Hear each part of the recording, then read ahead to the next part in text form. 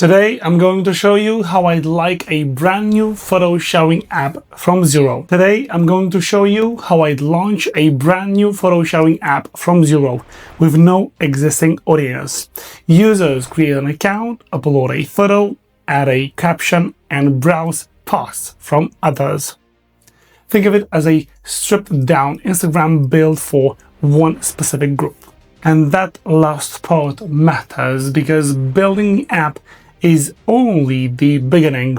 The challenge is getting people to use it. Are you guys excited? Let's get started. So first, let's build the version. For the backend, I would use Supabase, which is sponsoring this video. Thank you guys. So I'm going to create a new project and get a Postgres database. Then I'm going to add Supabase authentication so users can create accounts and log in. Next, I'm going to create a post table with the user ID, caption, image path, and of course, upload time. For the photos, I would use Supabase storage and connect every uploaded image to its post. I can use raw level security so users can edit or delete only their own posts.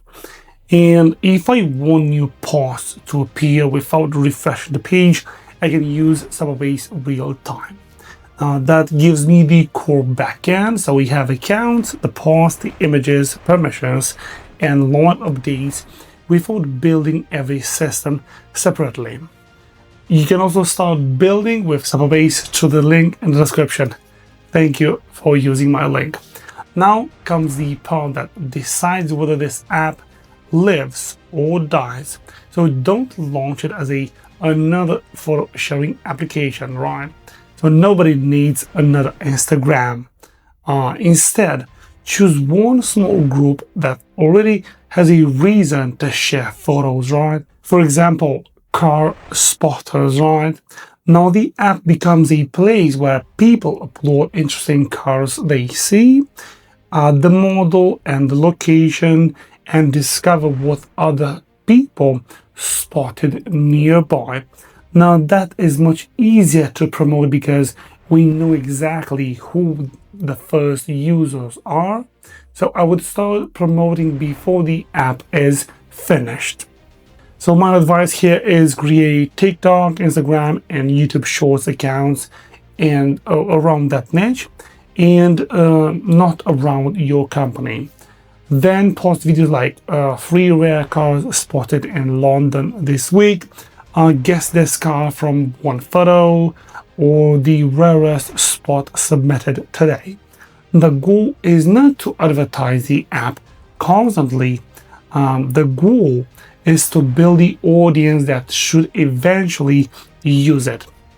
So if one format gets views, repeat it.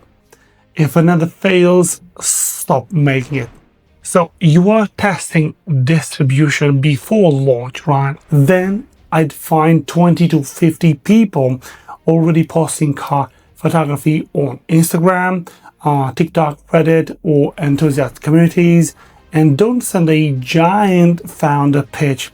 Send something specific like tell them you build a place for car spotters and you like their photos and you want them among the first people posting, right? This way you give them early access, ask what they feel it's confusing, watch what they actually do. Those first users are not there to make your sign-up number look impressive. They are there to expose problems before thousands of people see the product, maybe millions, right?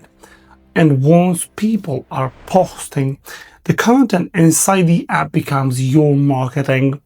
Take the best submission of the day and turn it into a short video. Someone just spotted this Ferrari in Madrid, right? Or, show the photo, show where it was posted, and then finish with it was submitted on our app, right? Now you're not making normal advertisements. You are turning user activity into content that sends more people back into the product. User create photos, photos create videos, videos bring new users create more photos, and that is the growth loop. Next, give people a reason to return and invite friends, right? So you could create city leaderboards, weekly spotting challenges, rare car badges, or featured photographer profiles, right? But you don't build everything immediately. Start manually, right? Run a week challenge for the best car spot, post the entries yourself, feature the winner. If nobody participates, you learn the idea was weak without wasting a week of coding it. If everyone participates, then automate it. This is where many founders make another mistake, chasing millions of users too early. You don't need a million people. You need one community where the app feels alive. If you start with London car spotters, your first target could be one of 100 active users there, right? Then 500, then another city, a social app with 10,000 scattered users can feel completely empty. A social app with 500 obsessed users in one community can feel enormous. Once that first community works, expansion becomes much easier. You can take the same playbook and repeat it in Manchester, in Paris, in Berlin, and in New York, or another city with an active scene, right? So recruit local creators, run local challenges, post local content. Let each community become dense before moving to the next, right? The biggest mistake would be building 50 features and hoping people magically arrive. No, build the smallest useful product with Supabase, choose one audience, recruit the first users manually, turn their activity into short form content, and repeat whatever starts spreading. Because getting an app online is not the hard part, giving people a reason to care is. Let me know if you have any questions. I'm here to help you. Drop a comment down below. Don't forget to leave a like and of course subscribe for more videos and case studies like this one. Have a great day. Bye bye.